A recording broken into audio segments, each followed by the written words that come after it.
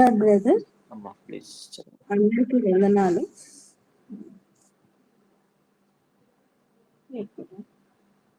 నామంలో UCY team members అందరికీ వందనాలు.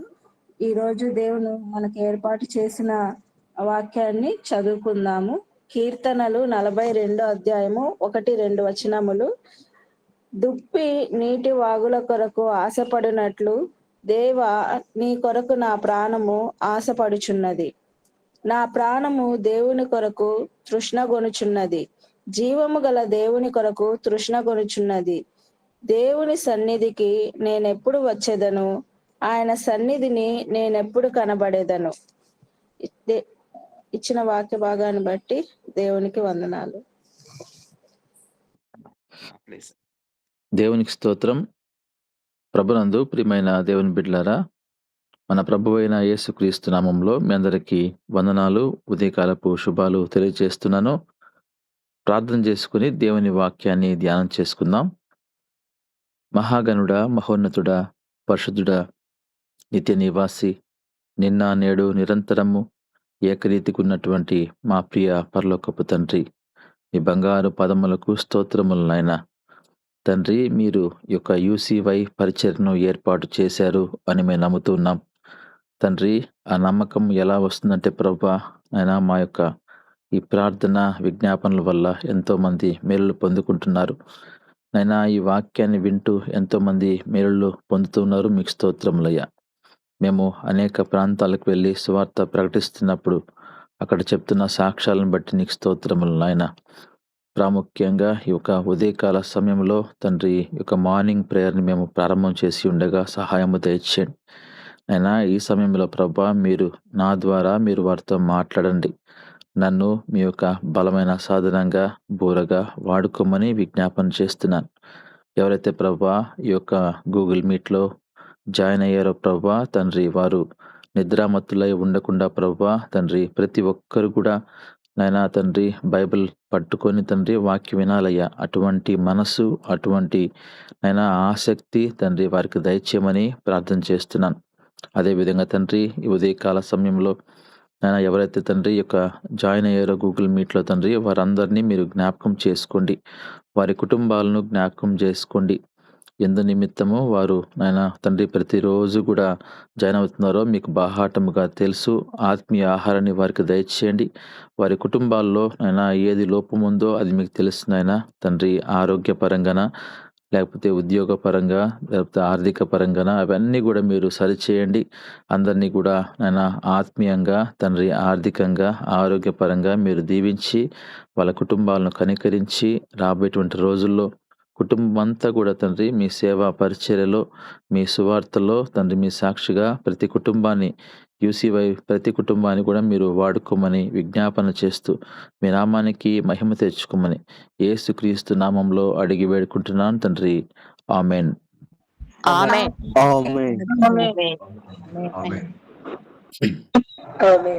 దేవునికి స్తోత్రం. దేవునికి స్తోత్రం. ప్రభునందు ప్రియమైన దేవుని బిడ్డలారా, ఈ యొక్క ఉదయకాల సమయంలో మనము క్రైస్తవుడు కలిగి ఉండవలసిన ఆశలు అనే అంశం గురించి మనం నేర్చుకోబోతున్నాం. ఈ వాక్యాన్ని మనము అనేక సార్లు విని ఉంటాము. వినడానికి ఇది చాలా సింపుల్ టాపిక్గా కనిపించవచ్చు, కానీ ఇది చాలా ఇంపార్టెంట్ టాపిక్ అండి. మనము ఈ రోజుల్లో క్రైస్తవులుగా మనము ఎటువంటి ఆశలు కలిగి ఉన్నామో, అయితే మనల్ని దేవుడు ఎటువంటి ఆశలు కలిగి ఉండాలని కోరుకుంటున్నాడు. కనుక లోక సంబంధంగా కొన్ని ఆశలు ఉంటాయి, అయితే అది శరీరానికి సంబంధించింది. అయితే ఆత్మీయంగా దేవుని పరంగా మనము ఎటువంటి ఆశలు కలిగి ఉంటే బాగుంటుందో, క్రైస్తవుడిగా ఎటువంటి ఆశలు కలిగి ఉండాలో అవి మనము ఈరోజు నేర్చుకోబోతున్నాం. ఆల్రెడీ మనం చాలాసార్లు కూడా ఈ వాక్యాన్ని వినుంటాము. అయినప్పటికీ కూడా ఇది అవసరం కాబట్టి నేను మరొకసారి మీకు తెలియజేస్తున్నాను. మొట్టమొదటిగా మనం చూసినప్పుడు లోక సంబంధంగా మనము ఎటువంటి ఆశలు ప్రతి ఒక్కరూ కలిగి ఉంటారో ఆ వాక్య భాగాన్ని ఒకసారి చూసి తర్వాత మనము దేవుడు మనతో ఏం మాట్లాడుతున్నాడో అది ఒకసారి మనం విందాం. మొదటి యోహాను పత్రిక 2వ అధ్యాయము 16వ వచనాన్ని మనం గమనించినప్పుడు, మొదటి యోహాను పత్రిక 2వ అధ్యాయము 16వ వచనాన్ని మనం గమనించినప్పుడు, లోకములో ఉన్నదంతయు అనగా శరీరాశయు, నేత్రాశయు, జీవపు డంబమును తండ్రి వలన పుట్టినవి కాదు, అవి లోక సంబంధమైనవే. ఈ మాటను మనము అర్థం చేసుకున్నట్లయితే, ఇక్కడ లోకంలో ఏముందో అవన్నీ కూడా వేటి మీద ఆశ పెట్టుకున్నాయో మనం తెలుస్తున్నాం. ఇక్కడ లోకంలో ఉన్న ప్రతి కుటుంబము, ప్రపంచంలో ఉన్న ప్రతి కుటుంబము కూడా ఈ 3 కూడా కలిగి ఉంటారు. ఆ కుటుంబ సభ్యుల్లో ఒక్కొక్క లక్షణము ఒక్కొక్కరికి ఉండొచ్చు. శరీరాశ, నేత్రాశ, జీవపు డంబం. మనం బాగా లోతుగా గమనిస్తే మన కుటుంబ సభ్యుల్ని కావచ్చు, మనం ఎవరినైనా మనం చూసినప్పుడు, మరి నా కుటుంబంలో కావచ్చు, మీ కుటుంబంలో కావచ్చు, మనం ఒక్కసారి గాని మన కుటుంబాన్ని, మన కుటుంబ సభ్యుల్ని మనం పరిశీలించుకుంటే, ఈ మూడిట్లో ఏదో ఒకటి మీద వారు అడిక్ట్ అయి ఉంటారు. హ్మ్.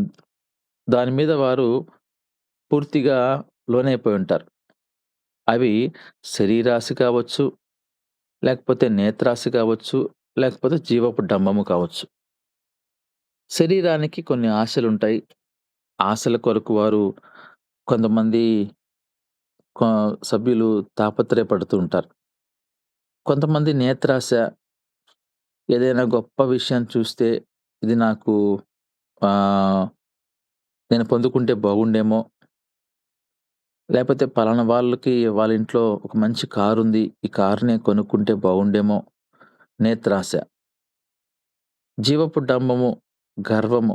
నేను నాకున్నటువంటి జ్ఞానాన్ని బట్టి కొంతమంది గర్విస్తుంటారు. కొంతమంది ఉద్యోగాన్ని బట్టి నాకేం తక్కువ, నా సాలరీ ఎంత, నేను ఆఫీసర్ ఎలాంటి వాడిని గర్విస్తూ ఉంటారు. ఇవి 3 గూడా మీరు గమనించండి. ఎక్కడ మనము ఏ విషయాన్ని పరిశీలించినా గూడా ఈ మూడిట్లో ఏదో ఒకటుంటదది. కాబట్టి ఈ లోకంలో ఇవన్నీ గూడా ఉన్నాయి గదా! లోకమంతా గూడా ఈ మూడిటి మీద నడుస్తా ఉంది. ఈ ఆశల మీదే. ఇవి తండ్రి వల్ల పుట్టినవి కావు అని అంటున్నాడు. కాబట్టి మనం ఏం అర్థం చేసుకోవాలంటే, ఈ లోకంలో కొన్ని దేవుడు వాటిని సృష్టించలేదు. దేవుడు వాటిని కనుక్కోలేదు. దేవుడు వాటిని మన ముందు పెట్టలేదు. ఇవి మనం ఏర్పాటు చేసుకున్నాం. ఇవి లోక సంబంధమైనవే. దేవుడు మనల్ని సృష్టించిన తర్వాత ఆయన ఆదాము, హవ్వను కూడా సృష్టించినప్పుడు ఏదైనా తోటలో అన్ని చెట్లను వేసి, జీవవృక్ష ఫలములన్నీ కూడా వేసి, ఒకటి మధ్యలో ఒక చెట్టుని ఏర్పాటు చేశాడు. మంచి చెడులు తెలుపటువంటి చెట్టుని. కానీ ఈ యొక్క ఆదామవ్వ అసలైనటువంటి చెట్లన్నీ గూడా విడిచిపెట్టి, ఆ చెట్టు కోసం ప్రయాసపడినట్టుగా, ఈ రోజున దేవుడు మనకు ఎన్నో ఆశలు కలిగి ఉండాలని దేవుడు మనకు చెప్తున్నప్పటికీ, మనము వీటి మీదనే లోక సంబంధమైనటువంటి ఆశల మీదనే మనం నడుస్తూ ఉన్నాం. అందు నిమిత్తమే మన కుటుంబాల్లో గూడా అభివృద్ధి అనేది లేకుండా పోతుంది. మన కుటుంబంలో గూడా ఆత్మీయత లేకుండా పోతుంది. మన కుటుంబాల్లో దేవుని యొక్క కాపుదల లేకుండా పోతుంది. మన కుటుంబాల్లో దేవుని యొక్క కనుదృష్టి మన కుటుంబ సభ్యుల మీద ఉండకుండా పోతుంది.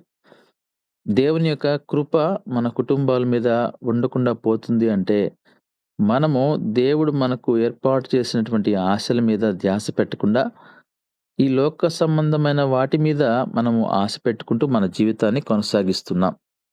దేవుడు మనకు ఎటువంటి ఆశ కలిగి ఉండాలో అన్నది మనము క్లుప్తంగా ధ్యానం చేసుకుందాం.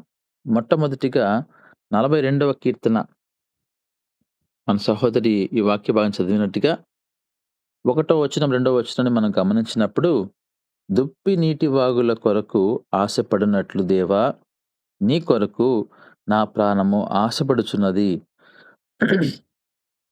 దుప్పి నీటి వాగుల కొరకు ఆశపడుతుంది.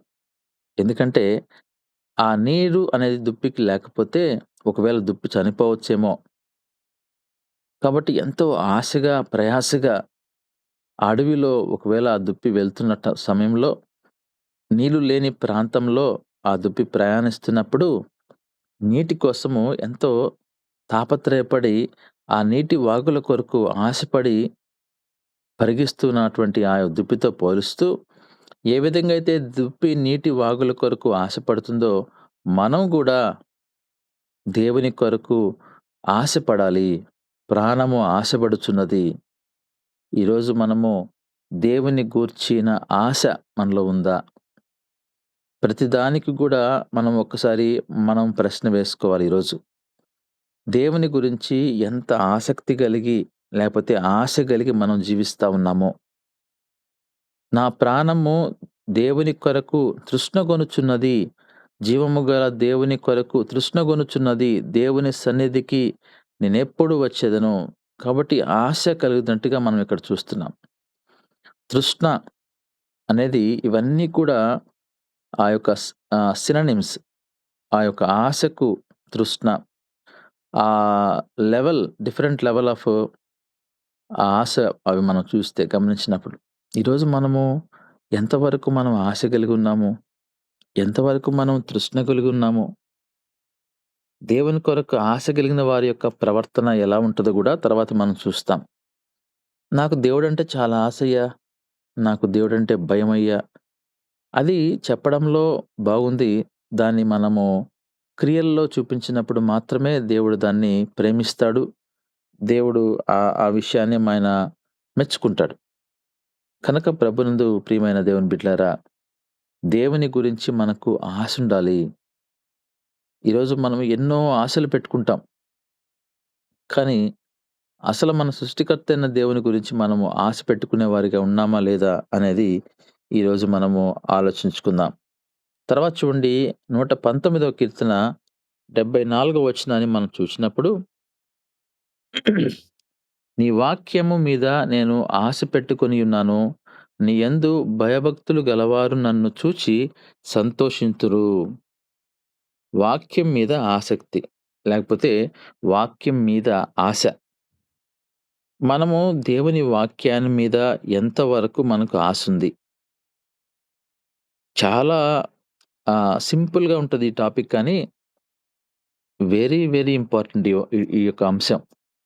ఎందుకంటే ప్రతి క్రైస్తవుడు గూడా ఈ యొక్క ఆశలు కలిగి ఉన్నాడు అంటే, ఇంకా ఆ క్రైస్తవుడు జీవితం చాలా మంచిగా నడిపించబడుతది. దేవుని వాక్యం మీద ఆశ. ఎంతమంది ఈరోజు నిద్ర లేచినప్పటి నుంచి నిద్రపోయేంత వరకు దేవుని వాక్యాన్ని ధ్యానిస్తున్నారు. లేకపోతే దేవుని వాక్యాన్ని చదువుతున్నారు. ఇప్పుడు మన గూగుల్ మీట్ స్టార్ట్ అయిన తర్వాత దాదాపుగా 3 సంవత్సరాల నుంచి మనం గూగుల్ మీట్ జరుపుతున్నాము. అనేక మంది వస్తున్నారు. అయితే ఈ యొక్క వాక్యాన్ని మనము బైబిల్ పట్టుకొని ఎంతమంది కూర్చుంటున్నారు? ఆశ. దేవుని వాక్యం మీద ఆశ. దైవ సేవకులు దేవుని వాక్యం చెప్తున్నప్పుడు నేను కూడా కూర్చొని బైబిల్ పట్టుకొని చూస్తూ వినాలి. లేకపోతే రాసుకోవాలి అనే ఆశ ఎంతమందికుంది? ఒకవేళ మనందరం గూడా ఎవరి గృహాల్లో వారు చూడకపోవచ్చేమో కానీ, దేవుడు మనల్ని చూస్తున్నాడు. ఈరోజు ఎంతమంది ఆసక్తి కలిగి కూర్చొని దేవుని వాక్యాన్ని వింటున్నారు?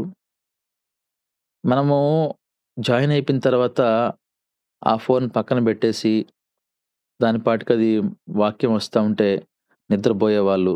లేకపోతే నిర్లక్ష్యంగా కూర్చొని వినేవారు. నిర్లక్ష్యంగా పనుకొని వినేవాళ్ళు. దేవుడంటున్నాడు మోషేని పిలుస్తూ, మోషే నీవు నిలిచి ఉన్నటువంటి స్థలము పరిశుద్ధ స్థలము. నీ చెప్పులు విప్పమంటాడు. దేవుడు మనకు కొన్ని పాఠాలు నేర్పించాడు. దేవుని మందిరానికి, దేవుని వాక్యాన్ని మనం బోధిస్తున్నప్పుడు, దేవుని యొక్క ప్రార్థన మనం దేవునికి ప్రార్థన చేస్తున్నప్పుడు, ఈ సమయాల్లో మనం కొన్ని పాటించాలి. ఎందుకని పాటించాలి అంటే, దేవునికి ఆ విలువ మనం ఇవ్వాలి. ఎందుకంటే, ఆయన మన దేవుడు కాబట్టి, ఆయన పరిశుద్ధుడు కాబట్టి, ఆయన పవిత్రుడు గాబట్టి, మన కొరకు ప్రాముఖ్యంగా ఆయన ప్రాణాన్ని అర్పించాడు గాబట్టి, ఆయన కొరకు మనం కొంత విలువివ్వాలి. ఇక్కడ మనం చూసినప్పుడు దేవుని వాక్యం మీద మనకు ఆసక్తి ఎంతవరకుంది?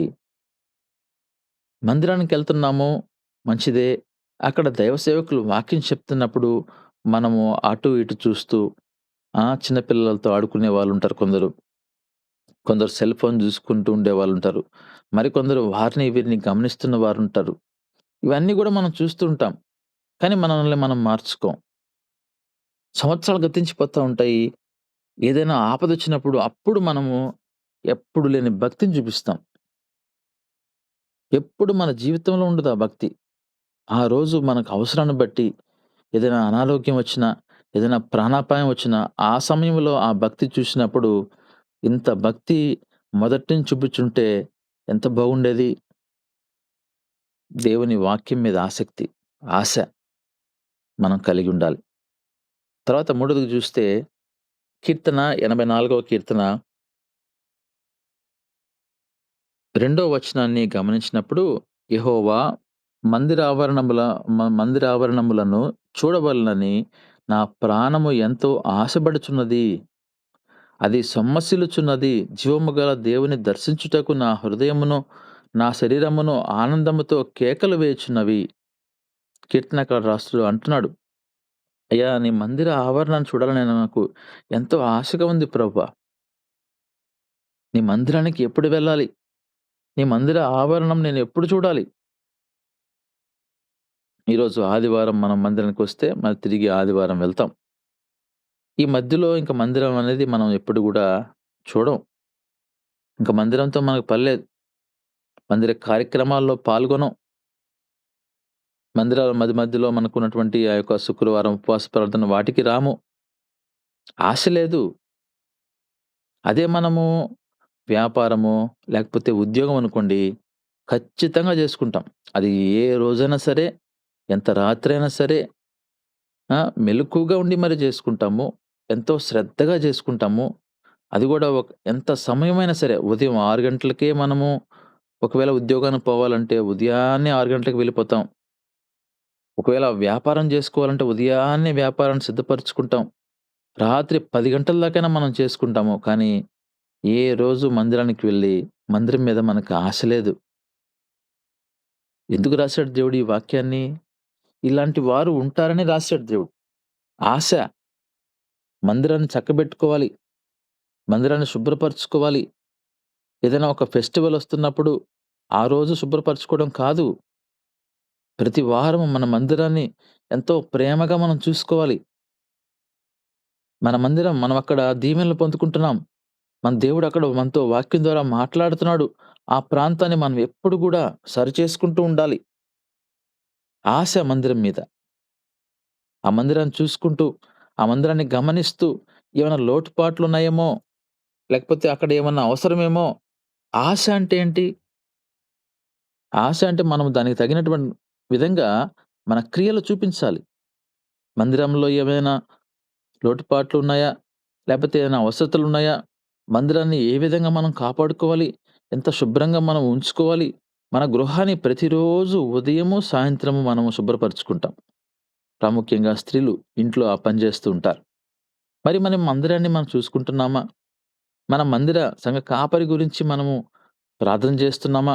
ఆయన గురించి మనం గమనిస్తున్నామా? ఎప్పుడు మన ఉద్యోగాలు అదేమనంటే మా ఉద్యోగాల్లో మేము బిజీగున్నాం. అంటే ఉద్యోగాలు చేస్తూ మేము 3 తరాలుగా సంఘంలో పరిచర్య చేస్తా ఉన్నాం. మా తాతయ్య గారైతేమి, నాన్నగారైతేమి ఉద్యోగాలు చేస్తూనే రిటైర్మెంట్ అయిపోయిన తర్వాత కాదు. ఉద్యోగాలు చేస్తూనే దేవుని సేవలో కొనసాగుతూ ఉన్నాం. ఇదొక పరిచర్య. కాబట్టి ఉద్యోగాలు చేస్తున్నటువంటి అనేక మంది చెప్తున్న మాటలు సమయం లేదు. చాలా బిజీగా ఉంటున్నాము. ఉండొచ్చు. దేవుని కొరకు మనం సమయం ఇవ్వాల్సిందే. ఎందుకంటే ఆ ఉద్యోగం ఇచ్చింది మనకు దేవుడే కదా! ఈ రోజున మనం గమనించినప్పుడు మన జీవితంలో ఈ యొక్క దేవుని మందిరం మీద ఎంత ఆశ మనం కలిగున్నాము. మనము ఆత్మీయంగా బలపడుతూ చిన్నప్పటి నుంచి సండే స్కూల్ నుంచి మనం అక్కడ ఆత్మీయంగా బలపడినటువంటి సంఘంలో మనం ఎంత ప్రేమిస్తున్నాము, మందిర పనుల్లో మనము ఎంతవరకు పాల్గొంటున్నాము, ఆశ కలిగి మనం ఉండాలి. చూడాలి అనేటువంటి ఆశ, ప్రాణం ఆశపడాలి. ఈరోజు మన బిడ్డల్ని మనం ప్రాణంగా ప్రేమిస్తాం. అంతకంటే ముందు మనం దేవుని యొక్క మందిరాన్ని, దేవుడిని మనం ప్రాణంగా ప్రేమించాలి. ఎందుకని? జీవము గల దేవుడు. మన దేవుడు జీవము గల దేవుడు. ఆయన మనము దర్శించాలి. మన శరీరం అనేది ఆయన కొరకు కేకలు వేసుకోవాలి. అయ్యా! నీకు వందనాలు ప్రభా! ఈరోజు నీ మందిరానికొచ్చాను. ఎన్ని సార్లు వెళ్ళినా గూడా మనకు దేవుడు మనతో మాట్లాడతాడు. మనం ఆశ కలిగి బ్రతకాలి. ఈరోజున్నటువంటి ఈ యొక్క ఉద్యోగాలు చేస్తున్నటువంటి వారు, లేపోతే వ్యాపారం చేస్తున్న వాళ్ళు గమనిస్తే, మరి లోక సంబంధంగా వీరెక్కడికి పోరా అంటే, ఎక్కడ పెళ్ళిళ్ళున్నా, ఎక్కడ పార్టీలున్నా, ఎక్కడ ఇటువంటి లోక సంబంధమైనవి ఉంటే అక్కడ పోయి హాజరై ఉంటారు. అది కూడా మామూలుగా హాజరవ్వరు. చాలా చక్కగా, ఎంతో టైం వెచ్చించి చక్కగా రెడీ అయిపోతారు. మరి ఈ లోక సంబంధమైన వాటి కొరకు అంత ప్రయాసపడి, అంత శ్రద్ధగా వెళ్ళినప్పుడు, మరి దేవుని కొరకు ఎందుకు మనము ఆ మందిరాన్ని గురించి పట్టించుకోలేకపోతున్నాం? ఎందుకు మనకు మందిరం మీద ఆశ లేదు? లేకపోతే ఎందుకని మనం ఒక ప్రణాళిక చేసుకోలేకపోతున్నాము? వారమంతా అయిపోయిన తర్వాత మరొక ఆదివారం మాత్రం మందిరానికెళ్ళి కూర్చొని వాక్యం వినొచ్చేస్తే సరిపోద్దా? ఆ మందిరము ఎవరు శుభ్రపరుస్తున్నారు? ఆ మందిరాన్ని ఎలా, దానిలో ఏమైనా లోటుపాట్లున్నాయా? ఏమున్నాయి? పాస్టర్ గారు ఎలా ఉన్నారు? ఇవన్నీ మనం అడిగినప్పుడే గదా మనం సంఘాన్ని ప్రేమించినట్టు. నీకు పాస్టర్ గారి ప్రార్థనలు, దీవెనలు, దేవుని దీవెనలు అవసరము. కానీ ఎక్కడ నువ్వు దీవెనలు పొందుకుంటున్నావు? ఆ ప్రాంతాన్ని నువ్వు ఏం చేస్తున్నావు? ప్రభునందు ప్రియమైన దేవుని బిడ్డలారా, వినడానికి కొంత కఠినంగా ఉన్నప్పటికీ, ఎప్పటికైనా ఇది సత్యం. ఎప్పటికైనా ఈ వాక్యాన్ని ఒక్కరోజు నిన్ను ఒకరోజు ఆ వాక్యము ప్రశ్న వేస్తది ఒక రోజున. వాక్యం అనగా దేవుడు నిన్ను ప్రశ్న వేస్తాడు. ఇక్కడి నుంచి నువ్వు చనిపోయి అక్కడికి వెళ్ళినప్పుడు దేవుడు నిన్ను ప్రశ్న వేయబోతా ఉన్నాడు. నీ కొరకు నేను ప్రాణం ఇచ్చాను గదా! నా కొరకు నువ్వేం చేశావు? ఉద్యోగం బాగా చేసుకున్నావా? బాగా సంపాదించుకున్నావా? మంచిగా వ్యాపారం చేసుకున్నావా? బాగా సంపాదించుకున్నావా? నా కోసం ఏం చేశావు? నా కోసం ఏం ఖర్చు పెట్టావు? నా కోసం కనీసం మందిరంలో చిమ్మావా? నా కొరకు కనీసం నా మందిరాన్ని కొద్దిగా చాపలు వేశావా? సిద్ధపరిచావా? నా ఆలయాన్ని పాడు చేస్తే నేను నిన్ను పాడు చేస్తానని చెప్పాడు దేవుడు. జ్ఞాపకం పెట్టుకోండి. ఈరోజు మీరు పాడైపోతుంటే దానికి కారణము దేవుని మందిరాన్ని నువ్వు పాడు చేసావేమో. ఆలోచించుకోవాలి ప్రతి విషయానికి. ఒక వ్యాధి మనకొస్తే ఎందుకొచ్చింది నాకీ వ్యాధి? అని మనం ప్రశ్నేసుకోవాలి. ఆ రోజే మన జీవితం బాగుపడుద్ది. ఏదైనా ఒకటి జరిగినప్పుడు ఎందుకు నాకు దేవుడిదిచ్చాడు? అని ఆలోచించుకునే జ్ఞానం నీకు లేనప్పుడు ఇంక నువ్వు దాన్ని పట్టించుకో. ఇంక నీకు మార్పు రాదు. ఏదైనా నీకు అనుకోని సంఘటన జరిగిన తర్వాత, నాయనా నువ్వు ఎంత గొప్ప వాగ్దానాలు నువ్వు నాకు బైబిల్‌లో ఇచ్చున్నావు గదా! మరి నాకెందుకు జరిగిందిలా? అనే ప్రశ్న వేసుకున్నప్పుడే నువ్వు మార్చబడతావు. ఆ ప్రశ్న నువ్వు యేసుకోలేదంటే, అలాంటివి నీ కుటుంబంలో ఎన్ని జరిగినా గూడా నువ్వు మారవు. కాబట్టి దేవుని మందిరం మీద ఆశ. తర్వాత చూడండి కీర్తనలు 27వ కీర్తన 4వ వచనాన్ని మనం గమనించినప్పుడు, యెహోవా యొద్ద ఒక్క వరం అడిగితిని, దానిని నేను వెదుకుచున్నాను. యెహోవా ప్రసన్నతను చూచుటకును, ఆయన ఆలయంలో ధ్యానించుటకును, నా జీవితమంతయు నేను యెహోవా మందిరములలో నివసింపగోరుచున్నాను. మందిరంలో నివసించాల. ఆయన ప్రసన్నతను చూడాల మనం వెళ్లి. ఆదివారం ఎంతమందండి ఇంట్రెస్ట్‌గా మందిరానికి పోయేవాళ్ళు? అంటే ఒక ఆశతోటి పోవాలి గదా! మనకు దొరికినప్పుడు చాలా ఆశగా పరిగిస్తాం. ఈరోజు మనం ఎంత ఆశగా పోతున్నాం మందిరానికి. ఏం జెప్తాడో మనకు ఈరోజు మనతో దేవుడు ఏం మాట్లాడతాడు ఈరోజు. అక్కడికి పోయిన వెంటనే ఒక ఒక ఒక ప్రసన్నత మనము అనుభవించాలా. అబ్బా! దేవుడు ఇక్కడున్నాడురా! ఎంతో సంతోషంగా ఉంది.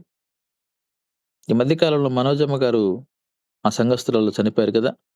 ప్రతి ఆదివారం మొట్టమొదటిగా వచ్చి కూర్చుంటారు. చక్కగా రెడీ భార్యాభర్తలు వచ్చి కూర్చుంటారు. ప్రతి వారం ఆశ, ప్రసన్నత, ఇంకా ఏమైనా కామెంట్స్ చేయండి ఆ తర్వాత విషయం. ఎందుకొచ్చారనేది ఆ తర్వాత విషయం. కానీ ఆశ వాళ్ళకి. అలాంటి ఆశ మనం కలిగుండాలి. ఆ యొక్క ఆశ మనం ఉన్నప్పుడు ఆలయంలో మనము ధ్యానించుటకు మనం జీవిత కాలమంతా గూడా మనం అక్కడున్నా గూడా ఇబ్బంది లేదండి. దేవుని మందిరంలో మనం కోరాలి మనం. ఈరోజు సంఘాలు ఎందుకిలా అయిపోతున్నాయి? సంఘ విశ్వాసులు సంఘాలను పట్టించుకోక మన ఇల్లులు మనం కట్టుకుంటున్నాం. ఏదో కష్టపడి పని జేస్తున్నాం. ఇల్లు కట్టుకుంటున్నాం. డబ్బులు లేవు సార్ అంటాం మనం. కానీ మన గృహాలు కట్టుకోకుండా ఉంటున్నామా? మన బిడ్డలకి ఏమైనా బాగలేకపోతే హాస్పిటల్‌లో చూపించుకోకుండా ఉంటున్నామా? అప్పుడు డబ్బులెలా వస్తాయి? ఆలోచించాల్సిన ప్రశ్నలు ఇవన్నీ గూడా. ఈరోజు లక్షలు, లక్షలు ఖర్చు పెట్టుకుంటున్నామే మన కుటుంబాని కొరకు. మనం పోయే మందిరం బాగుందా? మనం పోయే మందిరంలో ఒకవేళ నీళ్లు ఒరుస్తున్నాయేమో, మనం పోయే మందిరంలో కరెంట్ లేదేమో ఎప్పుడైనా మనం గమనించామా? మందిరం మీద ఆశ కలిగుండాలండి. ప్రభునందు ప్రియమైన దేవుని బిడ్డలారా! వారమంతా మనం ఉద్యోగం చేసేది ఒక రీతైతే, ఒక్కరోజు మనం దేవునిలో గడిపినప్పటికీ ఆ ప్రాంతము చాలా విలువైంది. ఆ ప్రాంతము చాలా పరిశుద్ధమైంది. ఆ ప్రాంతంలో మన జీవము గల దేవుడు నివసిస్తున్నాడు. ఆ జీవము గల దేవుని యొక్క సన్నిధి, ప్రసన్నత మనము అనుభవించాలంటే, ఆ ప్రాంతము బాగా మనం చూసుకోవాలి. ఈరోజు ఆ ప్రాంతాన్నే పాడు చేస్తున్న వారు గూడా ఉన్నారు. అయితే ఆ పాడు చేసేవారు వాళ్ళ జీవితంలో వాళ్ళు బాగుపడరు. వాళ్ళ జీవితంని ఒకరోజు శాపగ్రస్తంగా మారిపోద్దని గూడా నేను మీకు తెలియజేస్తా ఉన్నాను. దేవుని ప్రసన్నత. తర్వాత రోమాపత్రిక 15వ అధ్యాయము 20, 21 వచనాన్ని మనం చూసినప్పుడు, నేనైతే మరి ఒకని పునాది మీద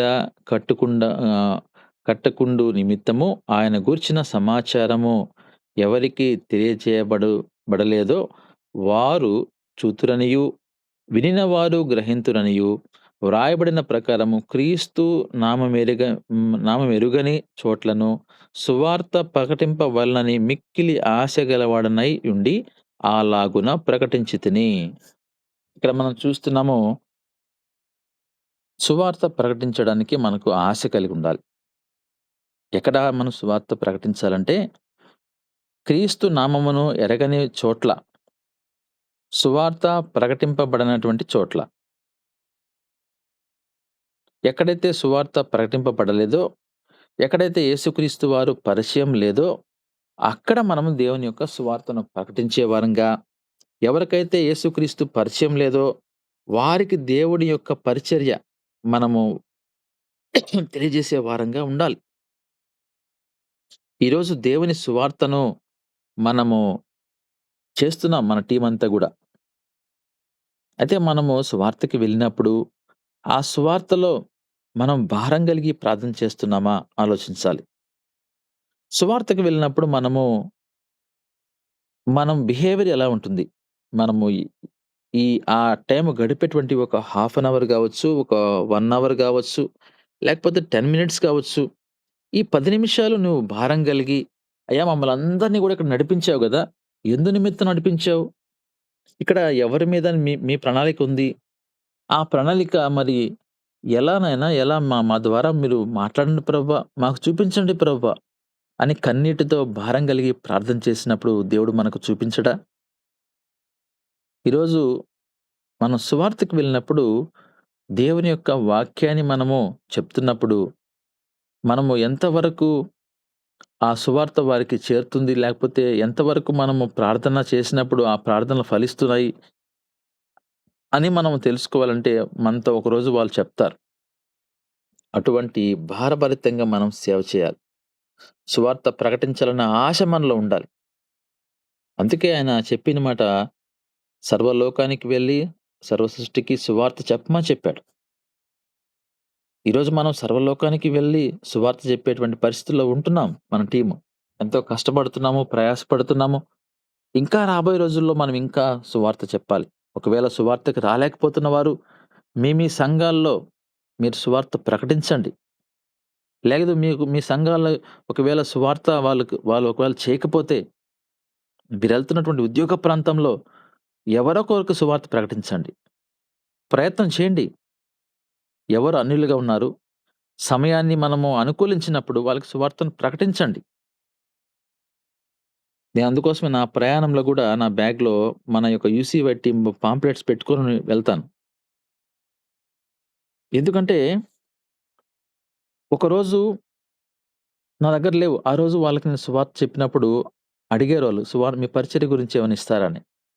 అందువల్ల నేను ఎక్కడికి వెళ్తున్నా, ఒకరోజు చెన్నైకి వెళ్తున్నప్పుడు నేను చెన్నైలో చర్చిలో వాక్యం చెప్పడానికి ట్రైన్‌లో వెళ్తున్నప్పుడు ఒక పాస్టర్ గారు నా వెనక కూర్చొనున్నాడు. పాస్టర్ గారని నాకు తెలీదు.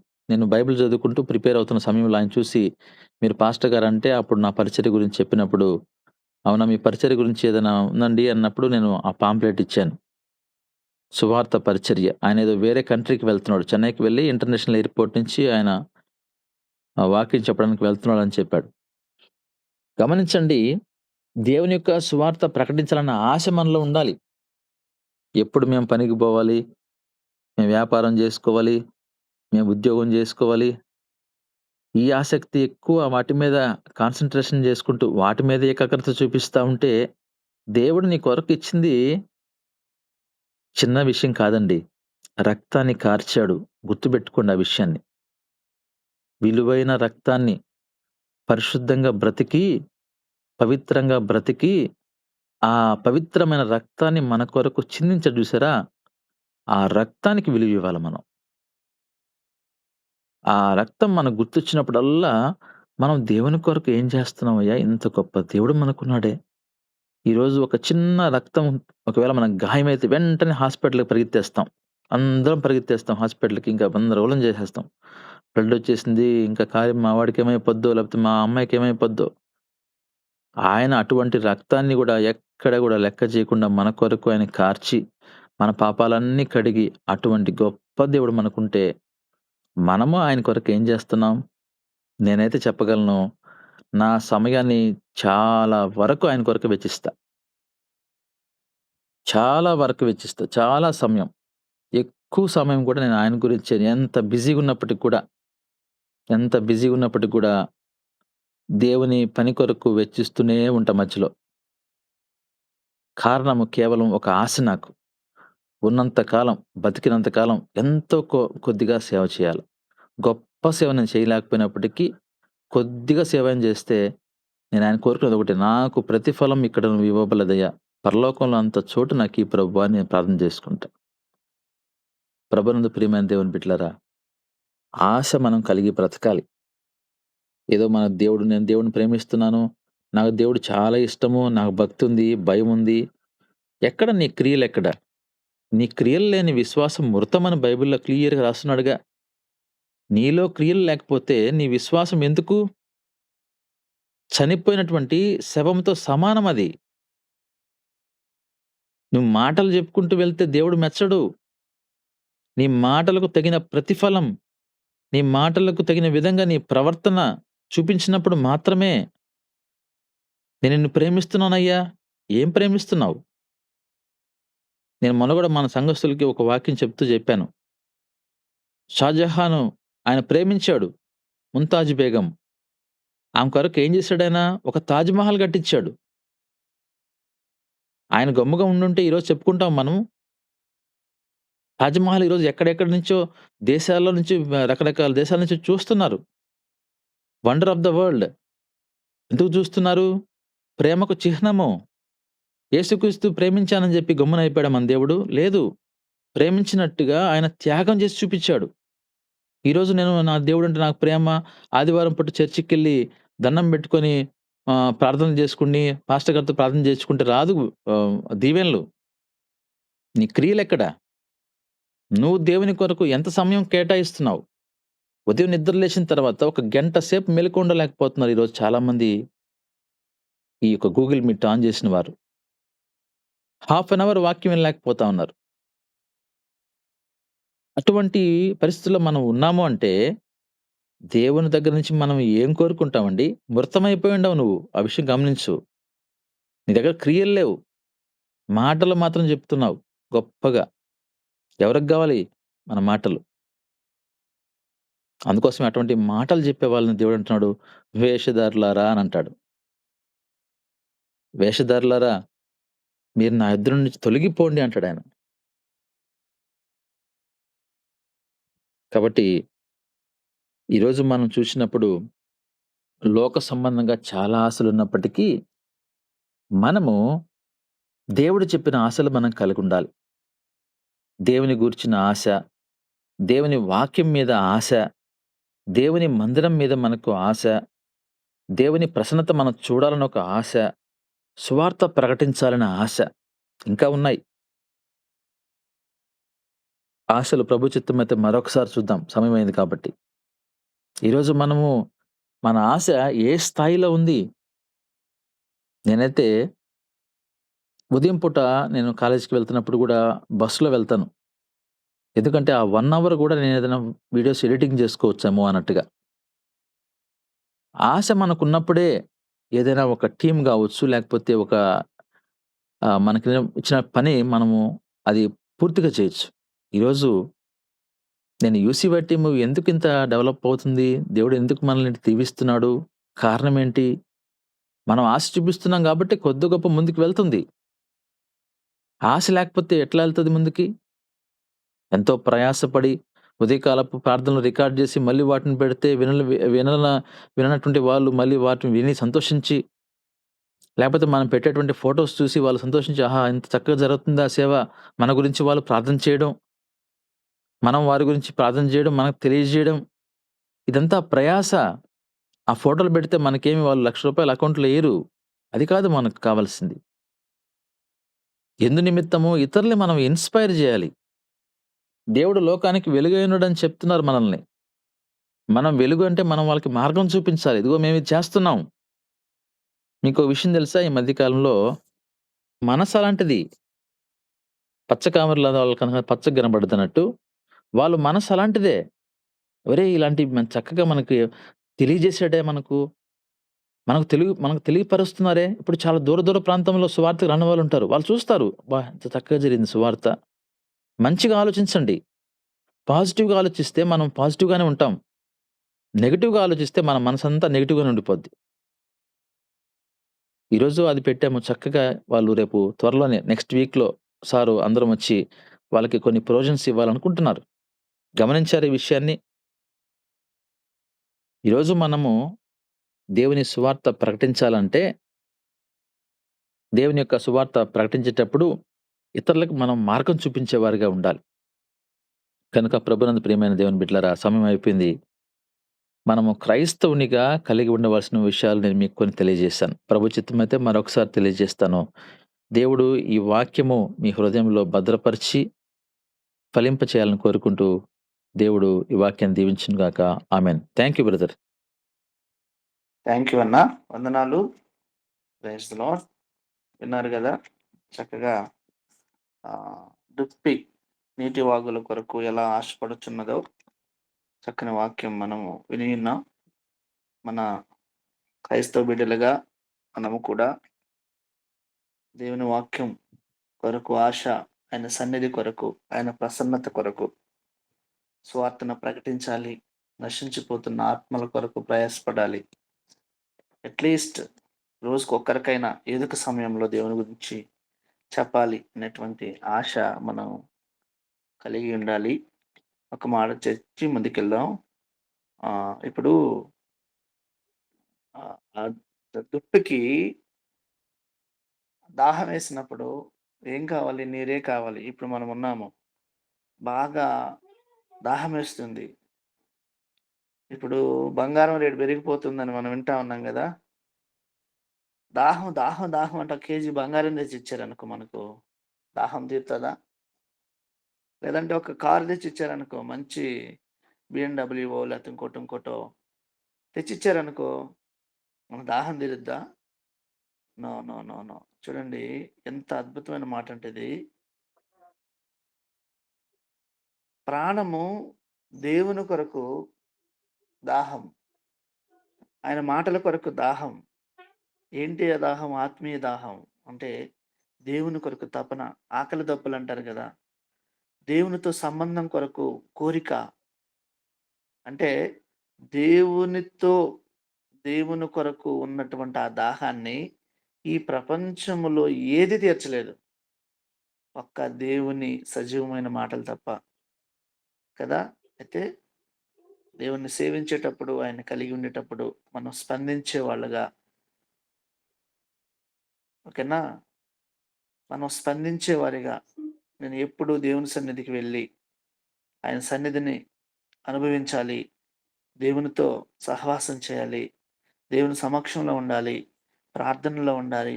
ఆరాధన పట్ల ఆసక్తి ఉండాలి. దేవుని లేని ఈ జీవితం అసంపూర్ణము. ఇలాగా దేవుని కొరకు మనలో దాహం ఉండాలి. ప్రపంచంలో ఏది కూడా మన ఆత్మను తృప్తిపరచదు. దేవుని సన్నిధి లేకుండా మన జీవితాలు ఖాళీ. ప్రతిరోజు ఎందుకొస్తున్నామో దేవుని కోసం వెతకాలి మనం. వాక్యపు వెలుగులో మన స్థానం ఎక్కడో మనం తెలుసుకోవాలి. ఎందుకు చర్చికొస్తాం మనం? ఎందుకు చర్చికొస్తామంటే, ఈ భక్తి జీవితంలో మన స్థానం ఏంటి? మనం ఎక్కడున్నాం? కాబట్టి దేవుని కొరకు దాహం కలిగి ఉండాలి. అటువంటి దాహం ఈరోజు మనలో ఉందా అని మనం ప్రశ్నించుకోవాలి. కదా! మనం గూడా ఆ జింకలాగే దేవుని కొరకు ఆతృతగా బ్రతకడానికి అప్పుడు మాత్రమే మన ఆత్మకు నిజమైన శాంతి, ఆనందం పొందుతాం. కనుక క్రైస్తవునిగా, దేవుని బిడ్డలుగా ఈ సమాజంలో ఈ యొక్క భక్తి జీవితాన్ని దేవుడిచ్చాడు. అందుని బట్టి దేవునికి కృతజ్ఞత స్తుతులు చెల్లిస్తూ చక్కని వాక్య భాగాన్ని తెలియజేసిన మన విశ్వ అధ్యక్షులు వినూతన్న గారికి మరొకసారి వందనాలు తెలియజేస్తున్నాను. Praise Lord. ఈ సమయంలో అన్న వందనాలన్న. ఈ వాక్య ఫలం ప్రార్థన. దేవాతి దేవ, దయగలిగిన తండ్రి, కృప కలిగిన దేవ, మీ పరిశుద్ధమైన శ్రేష్టమైన ఘనమైన నామాన్ని బట్టి వందనాలు, స్తుతులు, స్తోత్రం స్తోత్రం స్తోత్రం చెల్లించుకున్నాం ప్రభు. అయా తండ్రి, ఈ ఉదయకాల సమయంలో ప్రభు రాత్రంతా మమ్మల్ని సజీవ లెక్కలోంచి, ఈ రాత్రి నాయన మా మరణ పడకల్లోంచి ఈ దినం సజీవ లెక్కలు నిలిపినందుకు ఈ స్తోత్రం ప్రభు. దేవా మీకు వందనాలు, స్తోత్రాలు. ఇదిగా నా తండ్రి వాక్యం చెప్పిన ప్రభా, అయ్యా మీ దాసుని జ్ఞాపకం చేసుకోండి. అవును ప్రభా, నాయన మీరు మాట్లాడుతూ వచ్చారు. ఎలాంటి ఆశలు ప్రభా నాయన మేము కలిగి ఉండాలో మీరు మాట్లాడినందుకు వందనాలు, స్తోత్రాలు ప్రభా. తండ్రి నాయన అట్టి ఆశలు కలిగి ప్రభా మీకు ఇష్టంగా జీవించుటకు సహాయం చేయనాయన ప్రభా. అయా మీ ఇష్టము నెరవేర్చి మిమ్మల్ని సంతోషపరిచే జీవితాలను ప్రభా మాకు దయచేయండి నాయన. అయా ఉన్న జీవితాల్లో ప్రభా అయా తండ్రి దీవెనకరంగా ఆశీర్వాదకరంగా మార్చండి. అయా ఉన్న వారందరినీ మీరు జ్ఞాపకం చేసుకోండి ప్రభా. నాయన తండ్రి అయా ఈ టీంని జ్ఞాపకం చేసుకోండి. అయ్యా మార్నింగ్ సర్వీస్ ప్రేయర్ని జ్ఞాపకం చేసుకోండి ప్రభు. అయ్యా మీరే తోడుగుండి నడిపించి సహాయం చేయమని యేసయ్య పరిశుద్ధ నామమున ప్రార్థించి బ్రతిమలాడి వేడుకుంటున్నాను తండ్రి. ఆమేన్. ఆమేన్. ఆమేన్. ఆమేన్. ఆమేన్. ఆమేన్.